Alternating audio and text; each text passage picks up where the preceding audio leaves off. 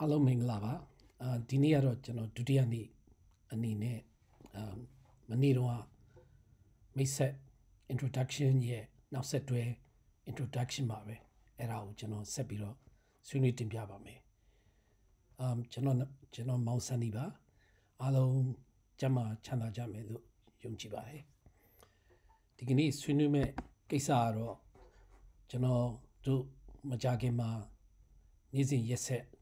ရက်ပေါင်းတော်တော်များများ weeks for months ပေါ့နော်အဲ့လောက်ကျွန်တော်တို့အချိန်ယူပြီးတော့ဆွေးနွေးကြမယ်စပွဲဝိုင်းမှာဘယ်သူတွေပါဝင်လဲဆိုတဲ့အချက်ကိုကျွန်တော်တင်ပြလိုပါတယ်ဘာဖြစ်လို့လဲဆိုတော့ဒီကတင်ပြတဲ့အကြောင်းကတော့ဘာဖြစ်လို့လဲဆိုတော့ကျွန်တော်တို့ဒီဆွေးနွေးပွဲအောင်မြင်မှုနောက်တစ်ခါဘုဒ္ဓတာကိုအချင်းချင်းမျှဝေပေးမှုဟာပါဝင်ပတ်သက်တဲ့ဆွေးနွေးကြမယ် professionals ဒီဘယ်သူတွေပါဝင်လဲဆိုတဲ့အပေါ်မှာအများကြီးမူတည်နေပါတယ်ဆိုတော့ကျွန်တော်တို့ကြည့်ကြအောင်เนาะဆိုတော့ who should be in the round table group discussion ကျွန်တော်အနေနဲ့ဒီဟာကိုတက်နိုင်တယ်များလက်လန်းမိတဲ့လောက်ပေါ့လေအတွေ့အကြုံပေါ်မှာအခြေခံပြီးကျွန်တော်ဒီလို professionals ဒီပါဝင်တယ်လို့ဆိုလိုပေမဲ့လည်းမနေ့တော့ကျွန်တော်တင်ပြတယ်လို့ပါပဲ it's not just limited to those professionals ပေါ့နော်စိတ်ဝင်စားတဲ့လူတွေလေ့လာတဲ့လူတွေစူးစမ်းလူတွေနောက်ဆန်းစစ်ကျွန်တော်တို့ analyze လုပ်တဲ့ professionals များကိုလည်းကျွန်တော်ဖိတ်ခေါ်လိုပါတယ်ကျွန်တော်ပထမဦးစားပေးပြီးတော့တင်ပြလိုတာကတော့ health economist ပါ health economist လို့ခေါ်တဲ့ကျန်းမာရေးဘောဂဗေဒပညာရှင်တွေဟာမြန်မာနိုင်ငံမှာအရင်ကတည်းကရှိပါတယ်သို့တော်လည်းတိတ်ပြီးတော့သူတို့ဟာရှိတဲ့နေရာမရောက်ပါဘူးဒါပေမဲ့ဒီလို health insurance system တခုမြန်မာနိုင်ငံမှာဖော်ထုတ်ဖို့ကိစ္စမှာ health economist တွေရဲ့အခန်းကဏ္ဍဟာထိတ်ဆုံးမှာရှိသင့်ပါတယ်တိုးတက်တဲ့နိုင်ငံတွေကျွန်တော်တို့ကျန်းမာရေးကဏ္ဍနဲ့ပတ်သက်ပြီးတော့ဖွံ့ဖြိုးတဲ့တိုင်းပြည်တွေမှာဌာနတွေရဲ့အကြီးအကဲများဟာ health economist တွေ planners တွေအဲ့လိုပုဂ္ဂိုလ်တွေပါဝင်ပါတယ်နောက် category တခုကတော့ကျွန်တော် tax policy professionals ပေါ့နော်ဆိုတော့ health insurance ကကျွန်တော်တို့နိုင်ငံတကာနိုင်ငံရဲ့အခွန်ဘဏ္ဍာခွန်ကောက်ခံမှုစနစ်ပေါ်မှာအများကြီးတည်မိနေပါတယ်အဲ့အတွက်ကြောင့် tax coding တွေပါတယ်ကျွန်တော်တို့ပြုပြင်ပြောင်းလဲတဲ့ကိစ္စတွေမှာကျွန်တော်တို့ဖြည့်ဆွတ်တဲ့အခါမှာကျွန်တော်တို့ဥပဒေများပြုတဲ့အခါမှာ tax policy professionals တွေရဲ့အခန်းကဏ္ဍဟာလည်းအရေးကြီးပါတယ်နောက်ကဏ္ဍတစ်ခုကတော့ကျွန်တော်တို့ public policy public administration ပေါ့နော်ပြည်သူ့ရေးရာစီမံခန့်ခွဲရေးနောက်တစ်ခါပြည်သူ့ရေးရာအုပ်ချုပ်ရေးကဏ္ဍတွေမှာကျွန်တော်တို့ပါဝင်တဲ့ပညာရှင်တွေပညာတတ်တွေအဲ့ပုဂ္ဂိုလ်တွေလည်းပါဝင်ပါတယ်နောက် financial planners ဒါကတော့ကျွန်တော်တို့စီမံကိန်းရေးဆွဲတဲ့ပုဂ္ဂိုလ်တွေပါဒါကျွန်တော်တို့အခုplanning department ဆိုတာမြန်မာနိုင်ငံမှာလည်းကျွန်တော်ဘိုးအဆင့်အနေစပြီးတော့မြို့နယ်အဆင့်အထိဘိုးတိုင်းဒေသကြီးပြည်နယ်ခရိုင်နဲ့မြို့နယ်တွေမှာစီမံကိန်းရုံးနေရှိပါတယ်အဲ့ပုဂ္ဂိုလ်များရဲ့ financial planners တွေရဲ့ခန်းကဏ္ဍကလည်းအများကြီးအရေးကြီးပါတယ်နောက်ကဏ္ဍတစ်ခုကတော့ bank regulatory professionals ပေါ့နော်ဒါဘဏ်ငွေကြေးနဲ့ပတ်သက်ပြီးတော့ကျွမ်းကျင်တဲ့ပညာရှင်တွေပါငွေကြေးနဲ့ပတ်သက်ပြီးတော့ဘဏ္ဍာရေးနဲ့ပတ်သက်ပြီးတော့ကျွမ်းကျင်တဲ့ပညာရှင်တွေနောက်ငွေကြေးကြီးကြပ်စစ်ဆေးနဲ့ဆိုင်တဲ့ပုဂ္ဂိုလ်တွေနောက်တစ်ခါငွေကြေးနဲ့ပတ်သက်တဲ့ကျွန်တော်တို့ဥပဒေတွေနဲ့ပတ်သက်ပြီးတော့ဒါသက်ရောက်မှုရှိအောင်ထိန်းချုပ်တဲ့ပုဂ္ဂိုလ်တွေဌာနတွေအဲ့ဒါတွေကလည်းအရေးကြီးပါတယ်နောက်တစ်ခုကတော့ကျွန်တော်တို့ public health professionals တွေပါဒါကတော့သိပြီးကြတဲ့အတိုင်းပါပဲကျွန်တော်တို့ကျန်းမာရေးဝန်ကြီးဌာနကျွန်တော်တို့လက်အောက်မှာကျွန်တော်တို့ပြည်သူ့ကျန်းမာရေးပညာရှင်များလည်းသူတို့ရှိပါတယ်သူတို့ရဲ့အခန်းကဏ္ဍဟာလည်းဒီ health insurance system development မှာအရေးပါတဲ့ကဏ္ဍမှာပါဝင်ပါတယ်နောက် category ကတော့ statistical professionals ပေါ့နော်အခုမြန်မာနိုင်ငံမှာတော့ကျွန်တော်တို့စီမံကိန်းဘဏ္ဍာရေးနဲ့စက်မှုဝန်ကြီးဌာနအောက်မှာဗဟိုစည်းအဖွဲ့ဆိုတာ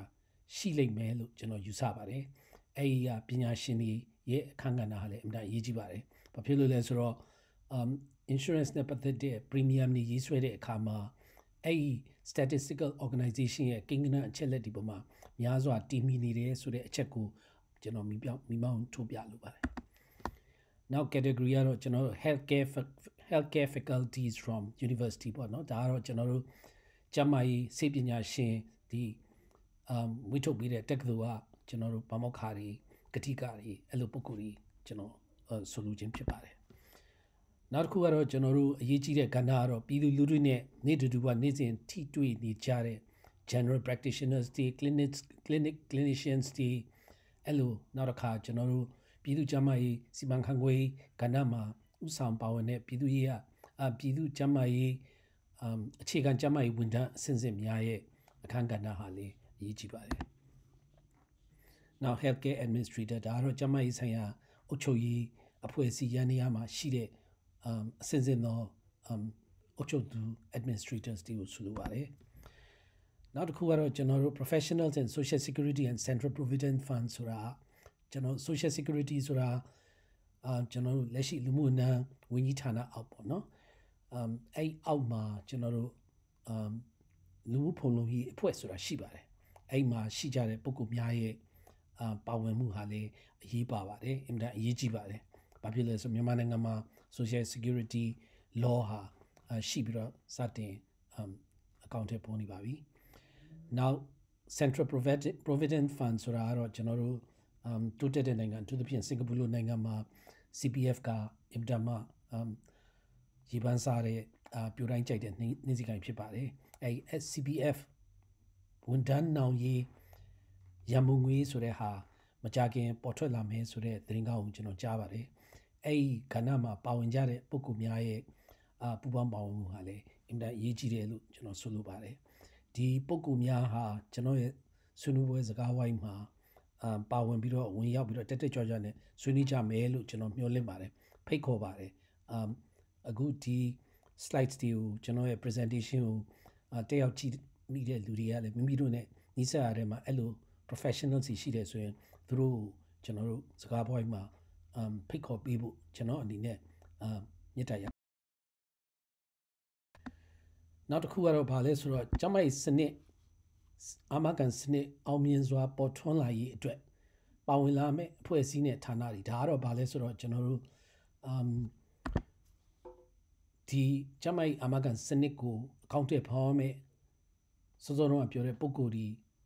အပြင်ဒီပုံကိုယ်များနဲ့ဖွဲ့စည်းထားတဲ့ဌာနများအဖွဲ့အစည်းများရဲ့အခမ်းကဏ္ဍကိုလည်းကျွန်တော်နည်းနည်းပြောပြလိုပါတယ်ဘယ်လိုအဖွဲ့အစည်းတွေဘယ်လိုဌာနတွေကပါသင့်နေဆိုတာပထမတော့ဒါအကုန်လုံးသိကြတဲ့အတိုင်းပါပဲဥပဒေအနေနဲ့ပေါ်ထွက်လာဖို့ပါဖို့ကအစကျွန်တော်တို့လက်ရှိပြည်ထောင်စုအစိုးရနဲ့ပြည်ထောင်စုလွှတ်တော်နဲ့အဲ့လျောင်းမှာရှိတဲ့လွှတ်တော်2ရပ်ပေါ့နော်နောက်တစ်ခုကတော့အမျိုးသားကျန်းမာရေးကော်မတီဒီမြန်မာနိုင်ငံရဲ့ကျန်းမာရေးနဲ့ပတ်သက်ပြီးတော့အဆင့်အမြင့်ဆုံးကော်မတီပေါ့နော်လက်ရှိတော့ပြည်ထောင်စုဝန်ကြီးကနေပြီးတော့ဥက္ကဋ္ဌအနေနဲ့တောင်းယူပြီးတော့ကျွန်တော်တို့ကျန်းမာရေးဆိုင်ရာမူဝါဒများကိုပဲ့ကိုင်ဆောင်ရွက်နေတဲ့ကော်မတီဖြစ်ပါတယ်နောက်တစ်ခုကတော့စီမံကိန်းရေးဆွဲဦးစီးဌာနပေါ့နော်ဒါကတော့ကျွန်တော်စီမံကိန်းဗဏ္ဍာရေးနဲ့စက်မှုဝန်ကြီးဌာနအောက်မှာရှိတဲ့ planning department ပေါ့နော်သူတို့ရဲ့ပါဝင်ကူညီရေးဟာလည်းအင်မတန်အရေးကြီးပါတယ်နောက်မြန်မာအာမခံလုပ်ငန်းကျန်းမာရေးအာမခံစီမံကိန်းကိုကျွန်တော်ကျန်းမာရေးအာမခံစနစ်ကြီးကိုကျွန်တော်အကောင့်ထဲပေါ်ဖို့ကိစ္စမှာအာမခံလုပ်ငန်းလို့ခေါ်တဲ့ insurance လုပ်ငန်းကိုအစိုးရနေပြီးတော့ဥဆောင်ပြီးတော့မြန်မာအစိုးရနေဥဆောင်ပြီးတော့လုပ်နေတာဒါကနဦးကလေးရရှိတဲ့အဖွဲ့တစ်ခုဖြစ်ပါတယ်ဒါကိုယ်တိုင် insure လုပ်နေတဲ့ carrier insure အဖွဲ့အစည်းပါမြန်မာအာမခံလုပ်ငန်းသူတို့ရဲ့ပါဝင်ကူညီရေးပတ်သက်ရေးဟာလည်းအရေးကြီးပါတယ်နောက်ပြည်သူ့ကျန်းမာရေးနဲ့ကုသရေးဦးစီးဌာနဒါလက်ရှိကျန်းမာရေးနဲ့အားကစားဝန်ကြီးဌာနလက်အောက်မှာရှိတဲ့ကျွန်တော်ဌာနကြီးတစ်ခုဖြစ်ပါတယ်အဲ့ဒီဌာနမှာရှိကြတဲ့ health economist တွေနောက်တစ်ခါ health information နဲ့ပတ်သက်တဲ့ကိစ္စတွေနောက်တစ်ခါ public health နဲ့ပတ်သက်တဲ့ဌာနတွေအဲ့ဒီလိုဌာနတွေမှာထမ်းဆောင်နေကြတဲ့အစစ်အစစ်သောပညာရှင်များရှိပါတယ်သူတို့ရဲ့ကဏ္ဍဟာအင်တာမတ်အရေးကြီးပါတယ်နောက်စီမံကိန်းဗဏ္ဍာရေးနဲ့စက်မှုဝန်ကြီးဌာနအောက်မှာပဲရှိတဲ့ငွေကြေးကြီးကြပ်စစ်ဆေးဦးစီးဌာနဆိုတာအဲ့ဒါအရေးကြီးပါတယ်ဘာဖြစ်လို့လဲဆိုတော့အဲ့ဒီဌာနကြီးဟာဒီငွေကြေးနဲ့ပတ်သက်ပြီးတော့ private sector မှာလုပ်နေတဲ့လုပ်ငန်းတွေအားလုံးကိုသူက scrutiny ပေါ့နော်စီစစ်နေတဲ့ဖွဲ့ဌာနကြီးဖြစ်ပါတယ်အဲ့ဌာနရဲ့ပေါင်းပတ်သက်မှုကလည်းအင်မတန်အရေးကြီးပါတယ်နောက်တစ်ခုကတော့ကျွန်တော်ကျန်းမာရေးနဲ့အားကစားဝန်ကြီးဌာနလက်အောက်မှာရှိတဲ့ကျန်းမာရေးလူစွမ်းအားအရင်းမြစ်ဦးစီးဌာနဆိုတာတော့ health manpower ပေါ့နော်အဲ့ဒီဟာကလည်းဒီ factors တခုအနေနဲ့အရေးကြီးပါတယ်နောက်ကျွန်တော်နောက်ပိုင်းမှာဖော်ပြပေးမယ်လေ အင်တာအရေးကြီးတဲ့ဌာနပါပြည်တွင်းခုံစီဌာနဒါအခွန်တန်းများကနေပြီးတော့နှစ်စဉ်နိုင်ငံတော်အခွန်ထမ်းကြရမှာဒီပြည်တွင်းခုံစီဌာနရဲ့ကြီးကြပ်ကွပ်ကဲမှုဟာအင်တာအရေးကြီးပါတယ်သူတို့ရဲ့ပါဝင်ပတ်သက်မှုကလည်းအရေးကြီးတယ်လို့ကျွန်တော်တင်ပြလိုပါတယ်နောက်တစ်ခုကတော့နိုင်ငံတော်ဗဟိုဘဏ်ပေါ့နော်ဒါကတော့နိုင်ငံတော်ပြည်ထောင်စုအစိုးရအဖွဲ့အကြီးအကဲကနေဥဆောင်ပြီးတော့ရှိတဲ့နိုင်ငံတော်ဗဟိုဘဏ်ဖြစ်ပါတယ်ငွေကြေးနဲ့ပတ်သက်ပြီးတော့နောက်တစ်ခုတော့လူမှုဖူလုံရေးအဖွဲ့စောစောကကျွန်တော်ပြောတဲ့လူသမားလူမှုကြီးကြပ်တဲ့ပြည်သူ့အင်အားဝန်ကြီးဌာနအောက်မှာရှိတဲ့social security organization ပေါ့လေအဲ့ဒါကလေသူကပါဝင်ပတ်သက်ဖို့နောက်တစ်ခုကတော့ကျွန်တော်တို့သမောက်မဦးစီးဌာနဒါလည်းသမောက်မဦးစီးဌာနဒါနောက်ပိုင်းကဏ္ဍမှာကျွန်တော်တင်ပြပါမယ်ဒါ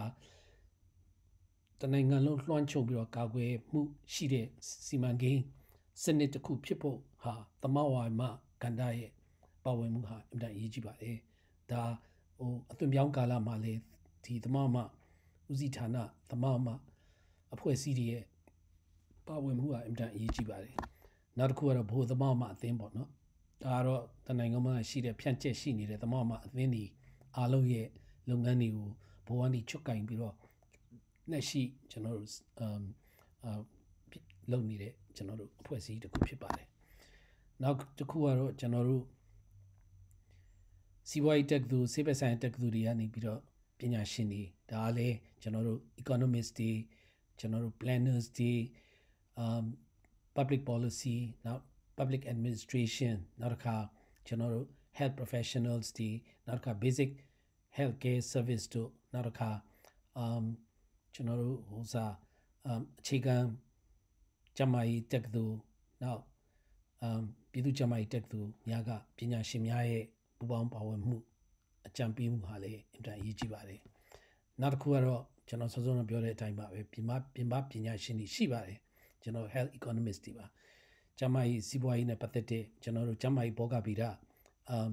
ပါရဂူပညာရှင်တွေပါသူတို့ရဲ့ input ဟာလည်းအင်တာအရေးကြီးပါတယ်နောက်တစ်ခုကတော့ကျွန်တော်တို့ကာကွယ်ရေးဌာနလက်အောက်မှာရှိတဲ့ကျွန်တော်လေယုံတက်